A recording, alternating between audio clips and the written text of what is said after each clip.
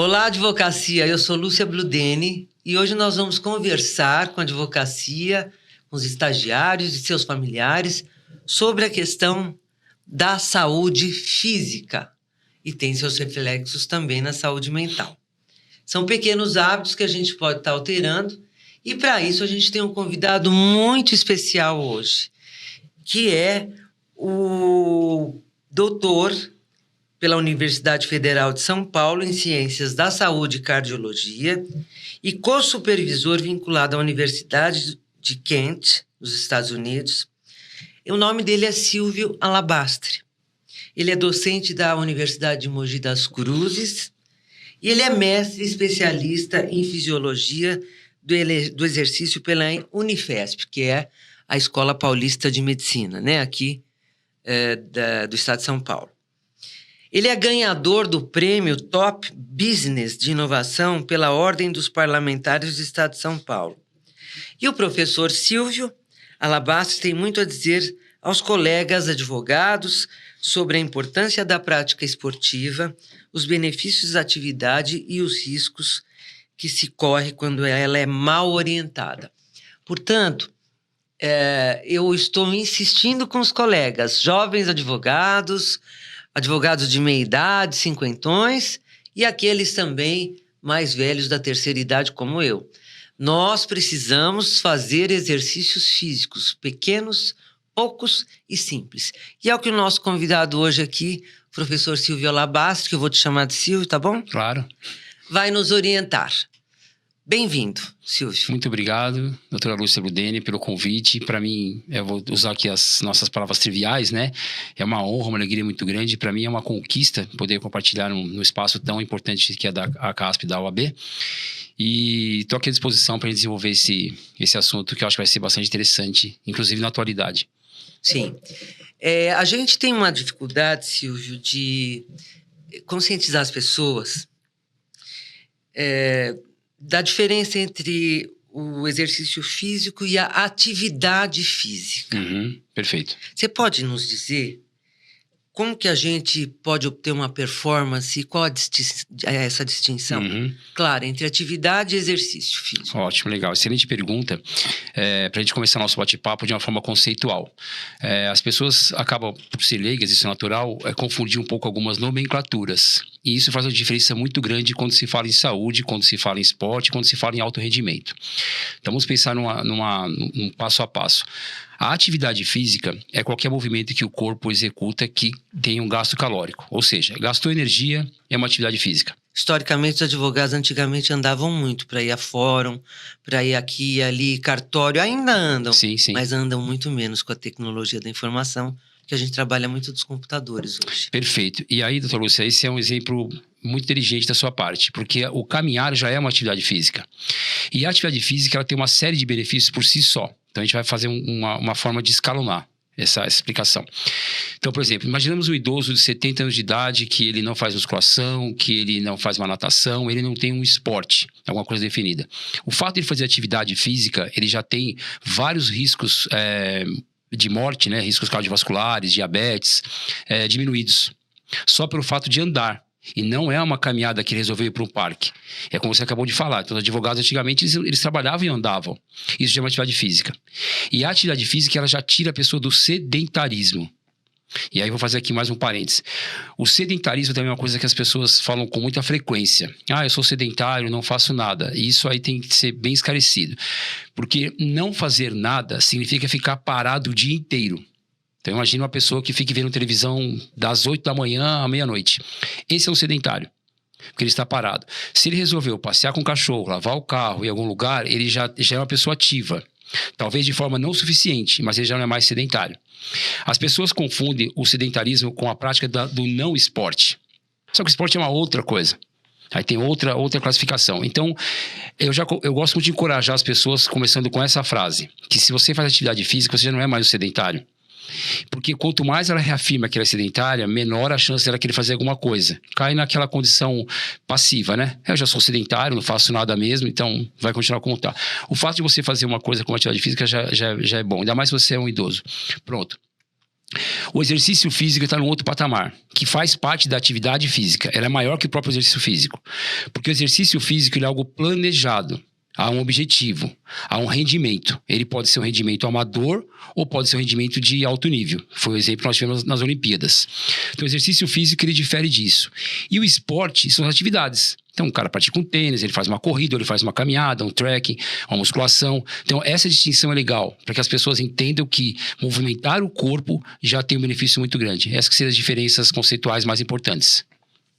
Certo, então, basicamente, você está mandando a seguinte mensagem.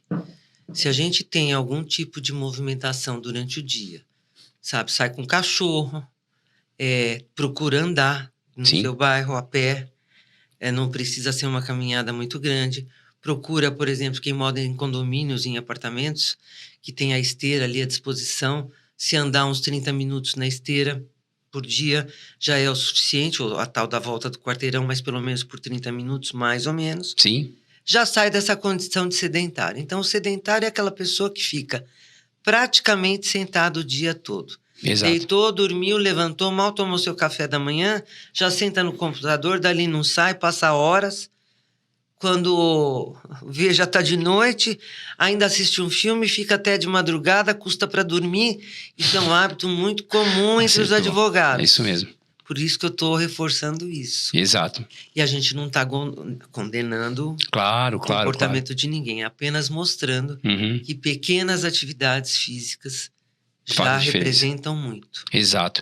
E aí, doutora, já vale fazer uma outra informação importante. A OMS, a Organização Mundial de Saúde, ela vem ao decorrer dos anos mudando algumas orientações. Ali vem o que é mais importante para o mundo inteiro em relação à saúde pública ou à saúde pública em geral. Então, a gente tinha até um tempo atrás a recomendação de 3 vezes por semana de meia hora de atividade física. Isso dobrou. Hoje é de 300 minutos por semana. Aí é uma conta simples. Não precisa de muito tempo de movimento por dia para você não ser mais ativo. Se a gente pensar em 50 minutos ali, 40 por dia, que há um movimento, você não é mais sedentário. Agora, nesse exemplo que você deu, isso é muito normal hoje, inclusive depois da pandemia, a questão do online, tudo muito prático. A área de vocês, eu não entendo, claro, mas eu acho que ela se transformou, já vinha se transformando, hoje mais ainda com a questão digitalizada. Então, a tendência é o cara ficar ali, o advogado, a advogada ficar o tempo todo sentado. Muito bem. E aí tinha algumas diretrizes, essa foi uma delas que você falou. Então, pratique meia hora de caminhada 3 vezes por semana. Hoje, a Organização Mundial de Saúde ela dá uma outra preconização, é outra orientação.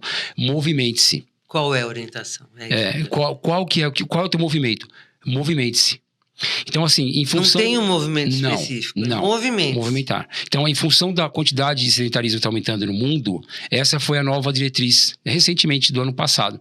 Que é importante você se movimentar, mas não se preocupar com o exercício. E aí, assim, algumas advogadas das pessoas podem pensar, tá bom, mas como é que eu perco peso e ganho massa muscular? Aí é o exercício físico. Então, é um outro planeta. Então, aí você vai ter um objetivo para essa finalidade. Porque as pessoas sempre ainda fazem muito isso, de associar a atividade física com alguma coisa voltada para a parte da fisionomia, da parte corporal, é um pouco mais de... parte de vaidade. Exatamente. E aí é uma outra condição. Então aqui é legal distinguir. Pode também ter. Sim, que deve, quem inclusive. Quiser. Mas a forma de se tratar é diferente, isso daí, de treinar isso daí. Então é legal distinguir que, embora você... Se você tiver objetivo para perder peso ou ganhar massa muscular, é outra estratégia. Agora, se a sua preocupação é a parte cardíaca, é a parte de diabetes, é se sentir bem, a tal da saúde mental tão falada hoje, o movimentar resolveu. Até fazer aqui uma curiosidade, fisiologicamente falando, qualquer movimento que a gente faça em 15 minutos, ele já libera a tal da endorfina, ele já causa uma condição melhorada de respiração para qualquer movimento. Então, isso é importante já orientar no começo do bate-papo, que essa condição já leva a pessoa para um diferencial. Então, se esse advogado está o dia inteiro sentado, ele resolveu, deixa eu tomar um café ali na padaria, ou eu vou levantar e fazer um café, depois eu volto. Isso somado já coloca uma condição de ativo. Perfeito. Bom, eu vou seguir aqui um pequenino roteiro que a gente tem, mas a gente pode ir mudando, obviamente. Como está a prática da atividade física no Brasil? O brasileiro pratica atividades físicas tanto quanto deveria? E se pratica de forma correta? Isso é uma configuração que acho que vem mudando muito da geração de hoje. Né? Acho que da nossa geração para essa teve algumas mudanças comportamentais. Então hoje ele se preocupa um pouco mais com a questão da imagem. Acho que é uma condição muito importante, que é a própria cobrança social. Então hoje exige uma pessoa magra, exige uma pessoa forte, para que tenha uma aparência, entre aspas, competitiva no dia a dia dela. Então isso já é uma configuração diferente, mas os índices eles não mudam. Deixa eu só pegar aqui minha colinha, porque eu sou bom na parte sistemática, mas eu tenho mais vara na parte numérica. Então assim, vamos pensar o seguinte: 52% dos brasileiros não fazem o exercício físico. Veja que aqui eu já distingui. É o exercício físico que você explicou, que é aquele programado, planejado. Exato. Tantas vezes por semana, com o objetivo de você buscar mais musculação. Exato. De buscar mais respiração através da natação, Exato. Por exemplo. Atividade física é aquela que você falou. O advogado levanta, faz movimento. Em vez de usar o controle remoto, ele puxa o portão, levanta, abaixa. Porque eu faço questão de fazer isso. Eu sei o que você está falando. Sim. Porque até hoje eu faço questão de fazer esses movimentos, além de eu ter Perfeito. alguma atividade física. Eu não me poupo nessa hora. Sim. Tem gente que não quer fazer nada. Não quer abrir uma porta de carro, não quer levantar porta-mala, não quer puxar um portão. Sim, Isso sim. tudo faz muito bem pra gente. Sim, e é essa condição, doutora Lúcia, que coloca a pessoa em condições de saúde. Não de uma performance, mas da saúde ela já coloca que é essa distinção que você condição. vai falar agora. E aí é interessante também a gente perceber que quando os dados eles chegam pra gente da mídia, eles têm essa frase. Acho isso muito importante. 50% das pessoas no Brasil não fazem atividade física. Não é bem assim. Então nós estamos afirmando que 50% dos brasileiros ficam em casa parado. E não é. Ele não faz o exercício físico. Então é uma parcela grande. Desses que fazem, 8% fazem 2 vezes por semana. Então aí já tem uma queda enorme. Quando eles fazem, ainda que seja exercício físico, a quantidade de vezes por semana é de 2 vezes. 13% fazem 3 vezes por semana e 22% fazem diariamente. Então a gente vê que essa taxa ela vai diminuindo à medida que a frequência aumenta. Agora lembre-se que a gente está falando do exercício físico. Então agora já envolve uma questão de planejado, programado. Então a frequência para isso é muito importante. Então esses são os números que nós temos no Brasil. 50% não fazem, e à medida que vai aumentando a necessidade de ser uma frequência maior, menor vai ser nossa taxa. Perfeito. Fala um pouco para a gente sobre a relação da prática esportiva e a idade. E quais as restrições que o idoso pode ter na prática de esportes? Sim. Aqui a gente poderia comentar uma linha. Então nós temos durante a vida uma fase dos 0 aos 25, 30 anos, que é onde nós temos a maturidade. Daí para frente a gente é difícil falar essa frase, porque o cara que tá ouvindo, ele já ouvindo, né? Fala, cara, então para mim já era, né? Tô com 50, 70.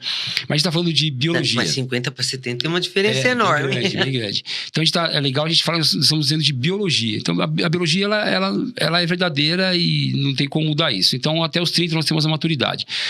Dos 30 aos 50, e aí entrou nessa estratificação, nessa faixa que você comentou, a gente não percebe muito essas perdas. Não. Dos 50 aos 60 é um pouco mais perceptível, dos 60 isso é mais forte, e aos 70 a gente realmente tem uma queda física muito grande. Quando eu falo queda física, quer dizer que nós não somos incapazes e nem limitados, mas algumas condições já estão mais difíceis de serem realizadas. O passo é mais devagar. Exato. E aí nós temos uma outra perda para 85 e 90 anos, e acima de 90. E hoje a gente tem que colocar essa classificação, porque chegar aos 90 hoje não é algo desafiante para ninguém no século XXI. Isso é fato. A idade média no mundo está em 80, o Brasil está em 76, então facilmente atinge mais de 80. Agora, quando se fala em terceira idade, a gente usa uma frase no treinamento físico que chama-se o seguinte: quanto menos treinado, mais treinável. Então, quanto menor a condição física da pessoa, mais ela ganha. Então, vamos colocar aqui 3 comparações, que acho que vale a pena, que são bem estratificadas, bem separadas. Se nós temos um adulto que ele vai praticar exercício físico, ele tem uma resposta porque está na fase maturacional dele. Então, ele tem a parte hormonal muito alta, então a resposta é mais rápida, tudo isso acaba sendo mais facilitado. Se a gente pega uma pessoa de meia idade, ali 50 anos de idade, ela consegue performar. Ela ainda tem como ganhar massa muscular, perder peso, se sentir bem melhor. No entanto, imagine um idoso de 60, 70 anos que ele nunca treinou. A resposta dele é muito mais rápida. Eu vou dar um exemplo só. Olha só. É muito rápida. Então, imagine que um idoso de 65, 70 anos, ele nunca treinou. Nessa faixa etária, a gente tem que ter objetivos diferentes do que quem tem 20 anos de idade. Embora, eu costumo dizer muito na universidade, que a gente não pode tratar um idoso de 70 anos como se fosse um idoso. Existem duas distinções. A idade cronológica e a idade funcional.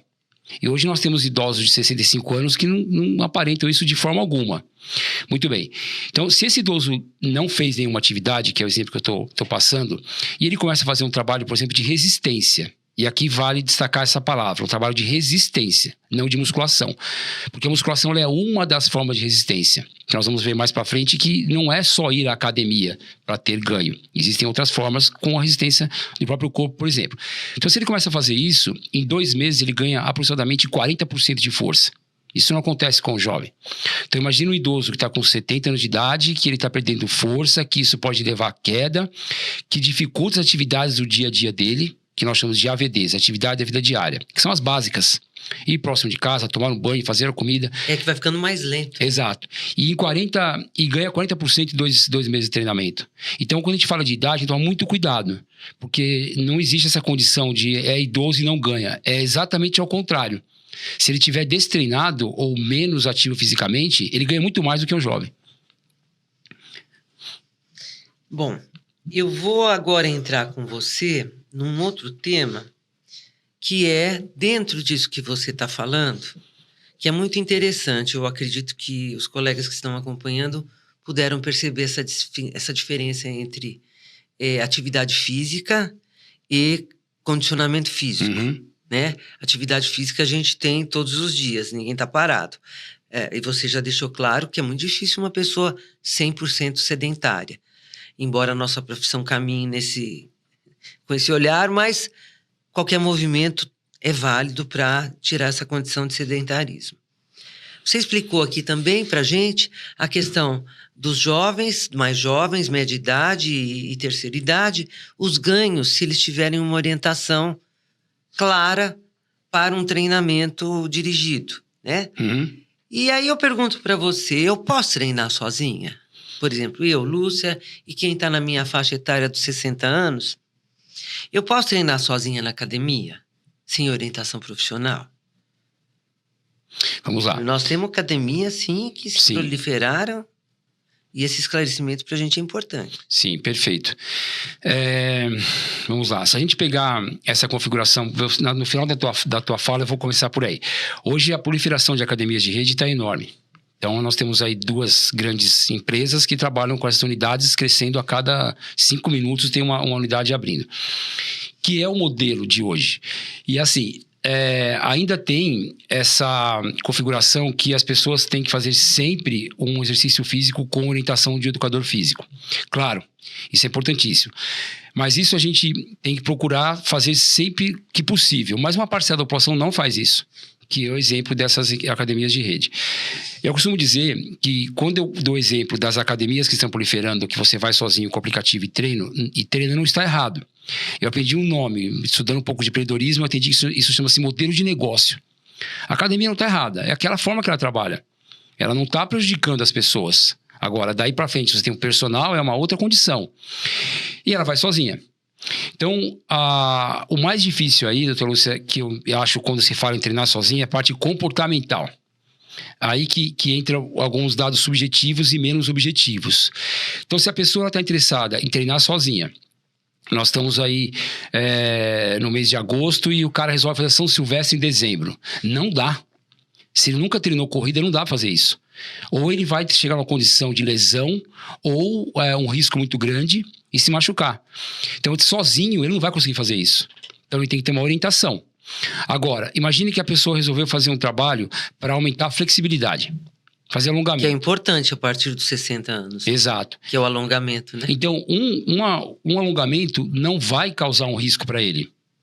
Se lesionar com o alongamento não é tão simples assim. Vou dar um exemplo mais prático, que inclusive a própria OMS preconiza. A caminhada. A pessoa resolveu fazer caminhada para perder peso, para melhorar a saúde mental, para conhecer melhor onde ela mora. Tomar sol também. Sol. Sol é muito importante. Ela saiu para andar e isso não tem que ter orientação nenhuma. É zero orientação.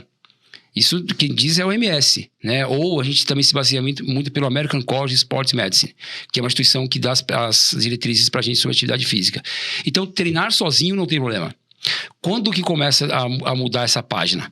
Quando o aluno melhora um pouco e tem uma condição que ele não pode treinar e ele resolveu fazer o que não deveria. Aí é o erro. Então, eu coloco essa conta muito mais do comportamental do que orientação.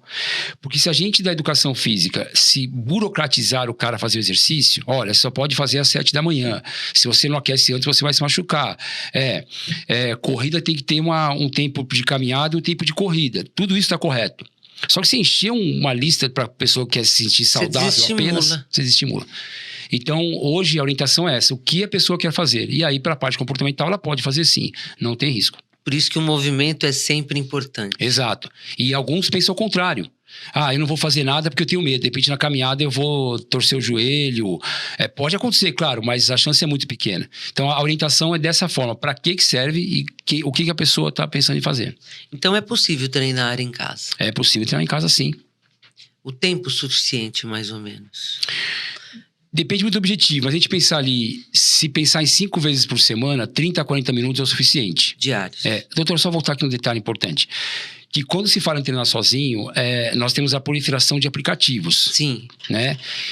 Hoje de manhã eu contei, inclusive, para ver se eu consegui atualizar ali a conta, eu cheguei até nos 50. 50 aplicativos? 50 aplicativos, para tudo. Então, treinar sozinho com aplicativo também não é errado, desde que você sabe o que está fazendo. Agora, catar aquilo ali, colocar os dados, peso, altura, sexo, o que faz ou não faz, a chance de dar errado é muito grande. Então, isso é uma coisa ruim. A outra também, que os influencers, o YouTube, né? A gente tinha, talvez na década de 90, dos inícios dos anos 2000, atrizes e atores, que eram as referências. Hoje não é mais isso. E tudo bem, né? É algo que eu também procuro levar muito para a minha profissão e passar para os meus alunos da universidade. Eu nunca uso a frase "no meu tempo". Né? As coisas estão no nosso tempo. Exato. Hoje. Então, assim, isso é real. Tem coisas boas, sim. Tem aplicativos bons, tem youtubers bons, tem influencers bons, isso acontece. Mas se a pessoa nunca fez nada, pensando em treinar sozinha e for por esse caminho, aí a chance de dar errado é muito grande. No mínimo, vai se sentir mal e ter dores aí, risco de lesões.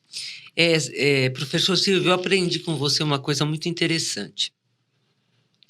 Que a gente não precisa fazer tanto exercício. É a qualidade do exercício e a forma correta de fazê-lo que traz o resultado. Você pode explicar como é que isso se processa? Sim. De uma forma simples para os nossos colegas advogados e advogadas, estagiários e seus familiares. Eu estou insistindo porque esse podcast que a gente está fazendo é, de fato, pedagógico.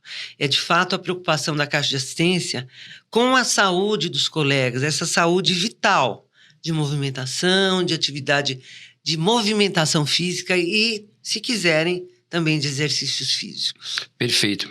Boa pergunta. Excelente pergunta. A gente vai pensar no balanço quantidade e qualidade. Claro. Vou dar um exemplo. A musculação, ela tem mais de 800 exercícios. Nossa, 800 e acho que exercícios mais recente. de musculação. Se eu pegar um aplicativo simples, ele tem 800... O que eu uso, por exemplo, para a empresa, 840 exercícios. Então, você tem uma quantidade muito grande. Toda hora aparece exercício diferente. A musculação e a academia, se uma pessoa faz um movimento que ela acredita que aquilo funcione, pode até funcionar, já vira outra condição de treinar para quem nunca fez aquele exercício. Então, hoje o desafio maior, pelo menos o que eu faço com personal e como você professor... é professor universitário, Exato. Você é doutor na área. Eu tenho mais um cuidado da curadoria do que da quantidade. Se você não procurar selecionar, explicar o que é efetivo, sai nessa quantidade maluca de coisas e as pessoas fazem um monte de exercícios achando que aquilo vai ser adequado e não é. Então, se pensar no modelo de a pessoa quer melhorar a postura, se a gente trabalhar grandes áreas musculares das costas, resolveu. Ou pelo menos já um avanço.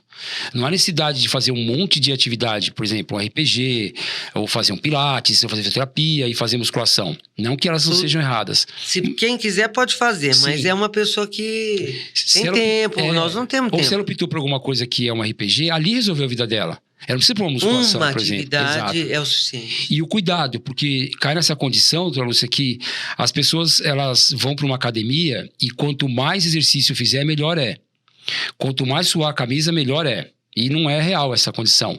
Ele pode fazer um treino de meia hora e cuidado também com essa orientação, porque existe o tal do HIIT, que é o treinamento intervalado de alta intensidade, que é um modelo de treino, que não está errado. Só que não... Exige muito do coração. Exige, exato. Coração, musculatura, tudo isso. Exato. Então, é um modelo que você treina muito intenso em pouco tempo, que é uma das formas de treinamento. Não está equivocado a fazer isso. Pode, né? Exato. Principalmente os idosos, aquele turista de final de semana. Isso. E a gente vê muitas pessoas indo para academia com esse mindset, né? Eu vou lá, tenho meia hora e faço perna, coxa, glúteo, peitoral e tudo tá ótimo. Tudo junto no mesmo dia. E não precisa, né? Isso vai do planejamento da tua aula. Ele pode cuidar do tronco para cima numa aula, na outra aula ele pode cuidar do tronco para baixo. Sim. Dos alongamentos. O que ele gosta mais. Sim, é importante ouvir. A pessoa fala, eu tenho um exemplo de uma aluna de 77 anos. Quando eu conheci ela para dar aula, e fui fazer um bate-papo, uma entrevista com ela, eu entrei na casa dela, ela falou assim, bom dia, não me mande fazer caminhada. Foi a segunda frase que ela falou para mim. E tudo bem, tá ótimo, eu tenho que melhorar a parte cardíaca, eu tenho que fazer a parte muscular, não precisa caminhada só para isso. Então é outra condição, não é fazer o que todo mundo está fazendo. Né? E aí a qualidade do teu trabalho acaba sendo aumentada, do seu exercício, e tem um benefício melhor. Deixar de forma orientativa e personalizada. Exato. Cada um sabe o que é melhor para si. Sim. A gente tem aqui na Caixa também uma preocupação grande. Quem sabe, né? Para o futuro, nesse momento a gente não conseguiu ainda, que é pensar num espaço de bem-estar para quem está dentro das estruturas aqui, né? No dia a dia. Com pequenos movimentos, né? Aqueles que você consegue acessar na hora do seu café, na hora do almoço, para toda a coletividade, que isso é uma tendência nas empresas. Como é que está funcionando isso, Silvio? Hoje está acontecendo muito a questão do... Que as empresas buscam espaços de multiuso, vamos dizer, mas com esse conforto físico, né? Sim. Existem dois movimentos. Existem os movimentos que ela dá com benefício. O Gympass é um desses serviços que a pessoa tem lá um valor e ela pode usar por conta própria. Mas aonde ela usa? Online? Academias conveniadas. Tá. Então, a Gympass, que é um exemplo, eles fazem esse tipo de cadastramento, né? Homologa esse fornecedor e o funcionário vai lá e consegue usar. Então, mas é sozinho. Sim. E a outra corrente é da própria empresa. Não, é essa que eu quero saber. Essa que é interna. Então, isso tem. Tem porque hoje você consegue, com um espaço não grande e um programa específico para cada empresa, criar um modelo de exercício físico com facilidade. Tá. Então, eu imagino, aqui até comentei antes da gente começar a gravação, que a quantidade de pessoas que vem entrando e saindo aqui era muito grande. Que você viu agora na portaria quando você chegou no movimento da Caixa. Então, aí é um estudo, né? Como que é esse estudo de viabilidade e como que isso se movimenta. E, em geral, vai ser essa condição. Olha, eu tenho meia hora, tudo bem. Então, essa meia hora não vai ser correria, mas vai conseguir fazer alguma coisa dentro desse espaço. Sim. Então, é um modelo que existe bem em empresas. Isso traz reflexos também para a produtividade como um todo, das equipes internas. Total. Eu acho que isso gira uma série de pratos, né? Porque você tem uma empresa, no caso a CASP, que está oferecendo esse serviço. Me corrija se eu estiver errado, porque agora eu entrei na parte administrativa. Não, nós estamos aqui trocando uma ideia, né? Batendo um papo. Ela tem uma espécie de corporativa, ela tem uma receita que ela usa em prol do advogado. Então, isso ganha a instituição. Ganha o advogado porque ele sai desse risco todo, ele é orientado, inclusive para fazer fora da própria instituição, naquele tempo que ele consegue. Então, aí ele já está no outro patamar. Esse cara vai para o esporte. Melhor, esse cara vai para o exercício físico. Ainda que ele não venha todos os dias, mas ele tem essa condição. E aí ganha ele para a saúde mental, ele consegue fazer algo que ele queria tanto, por exemplo, correr uma São Silvestre, ou ganhar massa muscular. Essa condição ele atinge. Perfeito. Com facilidade. Ô Silvio, você consegue fazer algum tipo de paralelo com países muito frios, onde as pessoas moram? E aqui no Brasil, por exemplo, que a gente é um país tropical, e as facilidades que a gente tem para esse tal movimento? Sim, sim. Acho que nós somos privilegiados mesmo. A essa para condição. movimentar o corpo? Porque é comum, como a gente comentou, a quantidade de academias próximas de casa. Outro movimento muito forte, pelo menos na cidade de São Paulo, acho que isso no Brasil inteiro, não é só na cidade de São Paulo, as grandes cidades pelo menos. Hoje você tem condomínios que estão se adaptando para isso. Então é normal dar aula em algum lugar que tem um prédio, por exemplo, as Perdizes. Tem prédio lá de 50 anos de idade. E os caras querem arrumar um lugar para que a pessoa possa fazer. Então essa já é uma condição que ajuda muito. A outra é essa possibilidade de não termos aí 3, 4 meses de inverno. Eu dou aula para um aluno, embora a gente possa entrar nesse assunto, é online. É um português que mora na Inglaterra. E ele tem essa questão da sazonalidade. Não dá para fazer exercício no inverno. A gente está falando de Londres. Então, ele é adaptado para a casa dele. E ele consegue fazer, ainda que não tem esteira, que é o que as pessoas pensam. Não tem uma esteira em casa. Todo mundo compra esteira para depois não usar, né? É aquela frase célebre de 1500 de Cristo, né? Para colocar a toalha e guardar a roupa que você vai usar no dia seguinte, ela é ótima. Sim. Mais nada. E ainda é uma frase antiga, mas é verdade. Então, assim, essa condição para a gente é muito favorável. De poder... O online nessa hora funciona muito bem. Funciona, embora eu tenha algumas ponderações em relação ao online. Mas eu acho que é isso, a gente tem total condição de fazer exercício. No inverno nosso, das 10 às 3 da tarde, ou um pouco no final de semana, por exemplo, isso funciona. Perfeito. Silvio, nós estamos chegando no final do nosso bate-papo. Professor Silvio Alabastri, doutor vou repetir aqui, pela Universidade Federal de São Paulo em Ciência da Saúde, Cardiologia e co-supervisor vinculado à University of Kent. É livre-docente, é docente na Universidade de Mogi das Cruzes. Que recado você deixa para a nossa comunidade jurídica, de um modo geral? Sim, acho que o recado mais importante já foi dado na parte introdutória, no começo da conversa nossa. É sempre pensar que o tempo vai faltar mesmo, né? Nós temos a área de vocês, imagino, com certeza como a gente comentou, essa coisa do online, o volume de trabalho vai ser sempre grande, e acho que não é só um privilégio, entre aspas, dos advogados. Para todo mundo tá assim. Então, eu costumo dizer o seguinte, que quando eu me formei, as pessoas perguntavam assim, cara, o que eu preciso fazer para ter saúde? Faz uma caminhada, mexe o corpo, como eu falei agora há pouco. Isso é uma coisa muito, muito lógica. Hoje eu sou um pouco mais objetivo, não necessariamente mal educado, mas eu sou um pouco mais realista. É uma conta. Ela tem que ser opção. Escolhas. Se você não fizer nada, você vai ter uma conta para ser paga. Se você fizer o mínimo, eu acho isso que muda muito. Essa conta vai ser outra. Sim. Então, as pessoas que eu deixo o conselho é o seguinte, um trabalho personalizado, ele é a melhor forma de entregar exercício? Sim. Uma academia é boa? Sim. Um clube é bom? Sim. Mas não é só isso. Você pode se prontificar a fazer os teus movimentos, que vai te colocar numa condição de escolha que vai ter um resultado melhor na frente. Então, a gente está vivendo aí 70, 80, 90, 100 anos. Essa é a condição. Se você não fizer escolhas para investir naquilo que você tem de melhor, e a única coisa que é o teu maior bem é o corpo, e lá na frente você vai deixar essa conta. E só mais um detalhe, doutor, assim, como eu trabalho muito com idosos, é muito clara essa condição. Daquele que teve um histórico mínimo daquele que não fez nada. Só que muitas vezes eu vou trabalhar com idoso que ele já tem uma doença instalada. Ele já teve um AVC, ou tem uma artrose muito forte, ou ele tem uma deficiência respiratória enorme. E isso não é legal, porque isso é muito sério. Né? Falar de uma pessoa que ela tem, por exemplo, uma hipertensão, que tem que ter um autocontrole, isso é sério, porque muda toda a vida dela. São essas situações que a gente consegue evitar, com pouco. Então, essa seria uma sugestão que eu passo para vocês. Procurar se pontificar naquilo que você gosta, naquilo que você pode. E não necessariamente pensar em 3 vezes por semana, que vai ser 40 minutos. Não, hoje o exercício físico tem uma larga quantidade de forma de ser feito. Então, tomada de decisão e pensar em como que você vai estar nos próximos anos.